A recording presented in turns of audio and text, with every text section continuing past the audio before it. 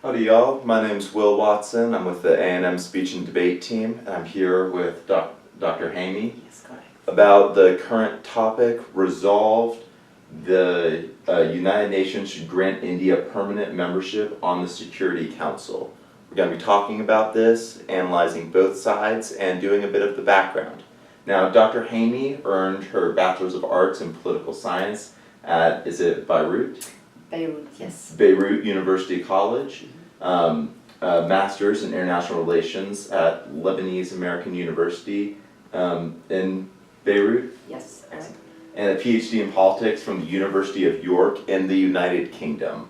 At the University of York, you taught a range of courses, and you've still been teaching here. Yes, correct.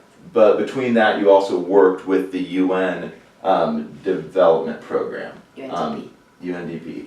It did significant work there along with, I believe it's the Oxfam GB. Oxfam GB, and that's a poverty reduction NGO. Yes, correct. Excellent. Well, thank you for your service. It's an international, actually, organization that part of the issues it works on is poverty reduction. Excellent. Yes. Well, I want to start by talking about the sort of background of this topic. When analyzing whether or not India should be on the Security Council, what should some of the debaters know? Okay. So, India has been one of the strong countries, you know, getting more powerful in terms of military aspect, in terms of economic aspect, and in terms of geographic, you know, population density and so on. So it has been trying for so long to work on reforming, you know, the United Nations, mainly in terms of the Security Council, the membership, the permanent membership size, and the non-permanent membership.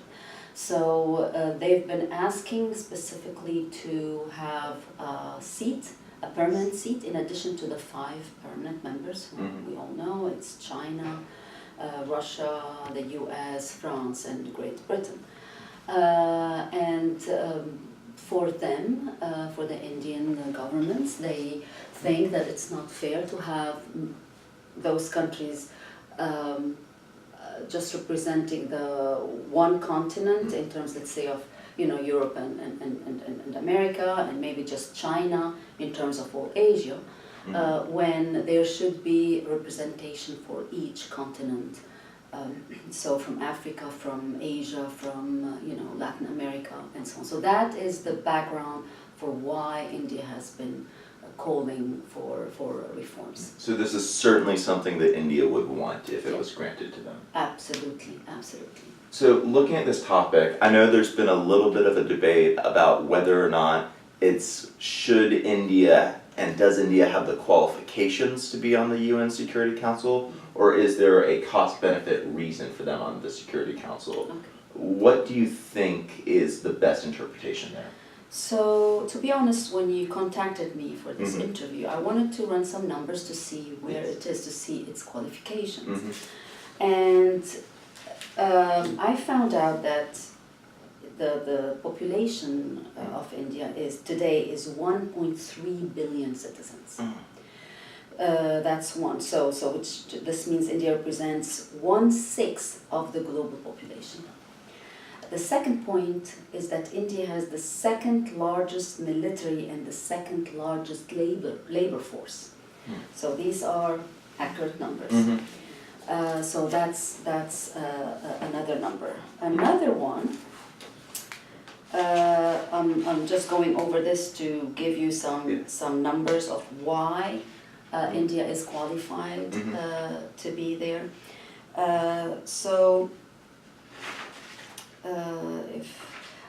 By the way, India held the non-membership seat 7 times. 7 times. And so it's a 2-year non-member seat, so that's for 7 times. Starting 1950, 51, 1967, 68, 1972, 73, 1977, 78, 1984, 85, and 1991, 92, and finally the last time it was representing as a non-member, it was 2011, 2012. During the last term, it's important to know that India won the non-permanent seat with the highest number of votes in the General Assembly, showing its impressive electoral popularity.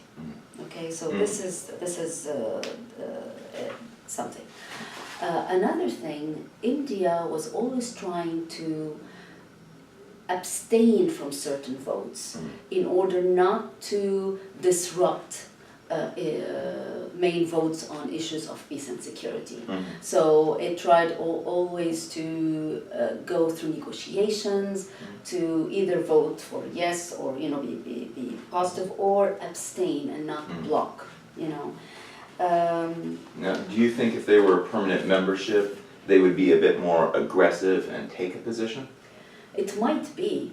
Now the problem is that so far China has not publicly voted for India to be, to have the seat on the Security Council. So that's very important. Yes.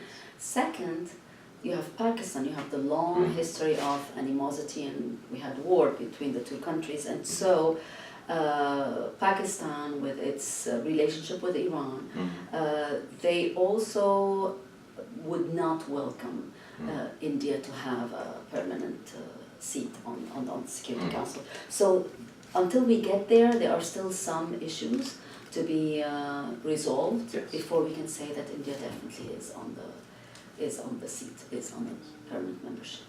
So let's go down some of the just general pro-arguments in terms of why India should be on the Security Council. What do you think some of the big ones are? So, India, in terms of population actually, India has, there has been a freeze in the increase of production. So there has been a freeze again according to some numbers. I'll get to that later on. You have those who are in this country, the migrants who are in this country. They are the ones who have been specializing in the IT, in the science, technology, in so on, and they have a voice in the US, and they have this kind of important lobby, in terms of influencing the general opinion about whether India has to be on the Security Council or not. What we know that the current administration, President Trump, he has expressed his positive attitudes toward having India as a permanent membership. But as I said earlier, there are issues to overcome. So India is militarily, the second largest, and it has been one of the main active peacekeeping forces in many countries. In terms of reproduction, health, as I said, it's trying to control that. Yes. Now, what's going to happen? But we know that the numbers show that there has been kind of a freeze on that. In terms of technology, of economy, also India has been showing an improvement, and it's great on that sphere too. It is respected by many countries in the world. It is also a country that possesses nuclear, weapons and nuclear. But although this would not be considered as a main, but still, so at the level with those who are already on the Security Council, it is way higher than the rest. So in terms of economy, of military, of military, Germany is still dependent on the U.S. In terms of economy, India is far better than Germany, Russia, Britain, France, and with Brexit happening and so on. So if you want to compare, India is far better, far qualified than the rest to be on that Security Council. So India has the numbers. Yes. Now, let's look at some of just, if India was on the Security Council, some of the good things that may come. You've mentioned China before. Could India provide a check to China? Well, as we said, now China is not approving, so it has the veto power. Yes. It can veto that. Now, what India is asking for is asking that in case there's a veto on its membership in the permanent membership seat in Security Council, that this veto should go to the General Assembly to debate and discuss that veto. So India is asking for like a debate. Why? It doesn't want just a no, a vote, and that's it. It wants to take it to the General Assembly and have probably the 2/3, majority there. So in the process of India becoming a member, there would be discussion about this. Yes, yes, and that's what it is hoping. Yes. And that is its discussion right now, that in case we go there and we are vetoed by China, at least it shouldn't be just discarded, the whole issue. It needs to go to the General Assembly and count the votes there. So this is in the process right now. Now, in the General Assembly, could India be forced to accept conditions in order to become a member of the Security Council? No. Okay. No. And when there were some discussions from the members, permanent members themselves, to allow India to be represented, but without the veto power. And India said no. Although India is one of the most advocates of the cancellation, abolition of the veto power, but as long as it's still in effect, any country that will be added to be represented as a permanent member has to have equal representation in terms of veto power and all that. So India would be at the same level of the rest of the permanent members? Yes, correct. Yeah. Now, going back to the China question, let's imagine India does become a permanent member. Yes. What sort of power change happens in the region? Exactly what's now happening in the world. Sometimes you have the Russia and the U.S. on different sides in terms of an issue, and sometimes you find them together. And the same goes with Russia and China. Sometimes they are together on certain issues, and sometimes they are not. And I think that's what's going to happen. Anything that will come up, you will always need to lobby before coming to the tables to veto, and to see if you can have some concessions, that's diplomacy in the world, on certain issues before you get to the table to veto issues. So no huge changes? No, but in terms of the issues, you will probably see more Asian issues and maybe more African, more from the developing world issues coming to the table, because India will be seen as that country that will be representing more those issues or those people. So India will bring up more things? Yes, that's correct. Now, we talked about that there would be discussion in the UN about India becoming a member. Could that discussion spur general reform in the United Nations? We're hoping the discussion started in terms of the reforms back when Kofi Annan was Secretary General, and actually the non-permanent members used to be 11 and now they are 15. That's part of the reforms. So the reforms are taking place, but maybe we don't hear them, we don't hear of them, but they are taking place. Now in terms of the permanent membership representation, if it's going to be expanded, or even the non-permanent membership, I feel that it's gonna be happening. It's gonna happen, but when, we don't know, because people are already complaining. Governments are complaining that the time of 1945 is different from the time today, and things have changed, Yes. and so these should be taken into consideration. Could India be the brink there? Might be, yes, might be. Yeah. Now, with the Indian elections Yes. that are taking place, how would India being on the Security Council and being granted a position there change those elections?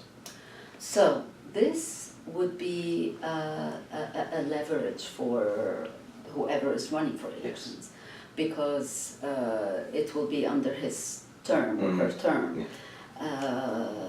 Now, again, we have a lot from Pakistan already. The voices are going up high and refusing that. The current prime minister is totally against the idea, and it's backed by Iran. And of course, you have other countries that are wanting to be also on Security Council. So there's this debate that would also affect the elections. Now, in terms of the presidency running, and the people usually, they become more, they feel the sense of nationalism when it comes to the country being represented on the Security Council. So I think that would give a great boost to whoever is advocating this step. Especially an incumbent. Yes, yes.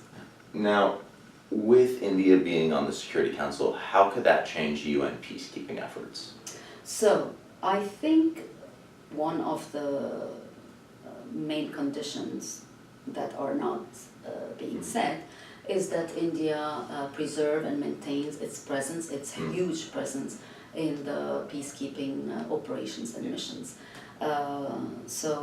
And I think it will maintain that. You know, if you look at their number, the population, of course that is not in any way a problem for the Indians, and I think that should be smooth. And it's not a condition that would be harsh on the Indians. Okay. Yeah. So I'd like to switch a little bit and focus more on the con. What arguments do you believe are best for a team to be saying on the con side of this debate?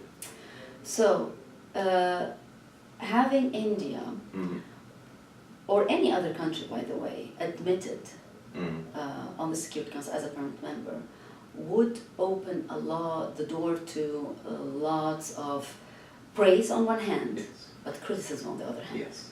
Because you know, the world is not just one camp. You have different camps, and many will be alienated, will feel, why is this? This is unfair. And the UN is supposed to deal with everything in a fair way, because it represents, you know, the best way to establish peace, to maintain security, and so on.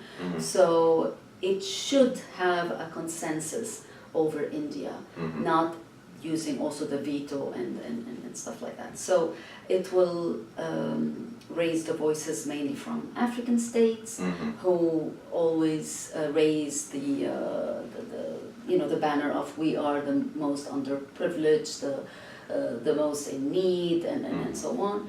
Those messages you have also from Latin America, saying why not somebody from our continent. You'll have from the Middle East, you'll have, you know, some Latin, you have Brazil, the Middle East, you'll have Egypt, from Europe, Germany will probably say also why not us, what are the criteria, because we too have the criteria and so on. So it will open a lot of issues, if it's not already opened. Yes. The fact that it's being discussed, I think many countries and governments are talking about it. Now, if India is granted the membership, just to kind of make a tangible impact out of this, Yes. is there any possibility of the UN being destabilized by India, or there being less cooperation there? If it's not admitted? Or if it is admitted? If it is admitted, I don't think so. Okay. Because at the end of the day, countries need the United Nations. The United Nations give legitimacy to certain issues in the world, even though some resolutions go without being implemented. Still, it gives legitimacy, because this is the international community, so they need to stay in it. Many countries were not happy with some resolutions that happened, that were adopted, or the decisions, but they did not withdraw from the UN. So countries may be upset, Yes. but they may not do Because anything. it is the platform where countries come together and bring their issues that they feel strongly about and at least discuss it and highlight their importance. So it is where their voice can be heard. Okay. So let's talk about Pakistan on the Yes. con, because that's been a major point of contention, especially with some of the research. How would Pakistan react to to India becoming a permanent member of the UN Security Council? Pakistan will definitely be very worried Yes. and very upset, and the two countries that it relies on for like kind of support in this issue are Russia and China. Yes. And I think if an agreement takes place between the U.S. on one hand and Russia and the China on the other hand, then it will be at the expense of Pakistan. Yes. But I think they will have, if they are keen to preserve their alliance with Pakistan and to preserve peace and security, and that is something for all the member states to think about, peace and security, then they need to offer something to Pakistan in order to have, not the blessing, but the okay. I mean, we're not very okay, but it's fine. So you would, So they need to offer something so to Pakistan. it's likely in the process of India becoming a member state, something would be given to Pakistan Yes. to appease them. Yes, correct. So that would go ahead and mitigate any sort of Pakistani Possible. reaction. Yes. Excellent. So how do you think China will react? I know we've talked about this a couple of times, but with a con point of view, what do you think China would do?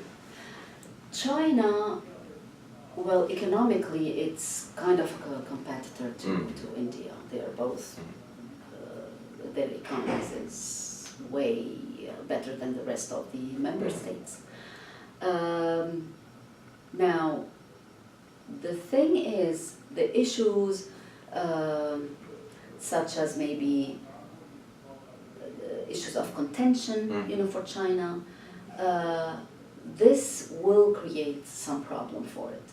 But again, since 1945, we've had issues that were for the benefit of China and others that were not for the benefit of China. The same can be said about the other states, member states. The only thing that it can do, that's only if it grants its vote for India. I think China will have certain conditions. What do you think those conditions could be? Something perhaps to appease, let's say, Pakistan, because China is very charismatic, very pragmatic, Yes. and it uses, yesterday, interestingly enough, I was watching this capstone presentation about the relation between China and Iran and how it's affecting the US. And it seems that China is getting more from Iran. So Iran, is more dependent on China. Yes. China can't replace Iran with anybody else. But it's because what Iran represents for the American administration that China is still in that relationship. Yes. Okay, so that's an example of how China works. Yes. So it might have something on its agenda that it will need some answer to it before it gives its vote for admitting India. Now, could you see a possible scenario where China actually becomes more friendly with India once they have more power? It could be. If it's not threatened by India, then sure. Almost to keep your friends close, keep your enemies close. Yes, correct. If it's not threatened, then yes. Because at the end of the day, countries have more interests rather than friends. Yes. So it depends where they're, and it will be great for China to have, economically mainly, to have a good relationship with India. Now, do you think this will bleed into the US-China trade war at all? Or is that just two separate issues? Well, we are indebted to China. Yes. But again, maybe that's sort of or part of the conversation that our administration here is having with the Indians. Yes. Some sort of concessions, some sort of future deals or what have you. But this is completely separate. The China-U.S. debt and is completely apart from related to whether India is on the Security Council or not. That makes sense. Yes. I- The U.S. needs China in terms of North Korea. Yes. And India will not replace China in terms of that. Mhm. So China still holds key points, key elements that the U.S. will never be able to, give up. If the U.S., and I know they have to an extent, but if we throw the full backing of the U.S. into making India a member of the Security Council, could that damage our relations with China? Again, if China agrees, because there's Yes. the veto power. If it agrees with, if China agrees with certain, reservations, it depends on what sort of relationship the U.S. will have with India. Is the U.S. going to replace certain economic dealings with that it has with China and swap or go to India instead?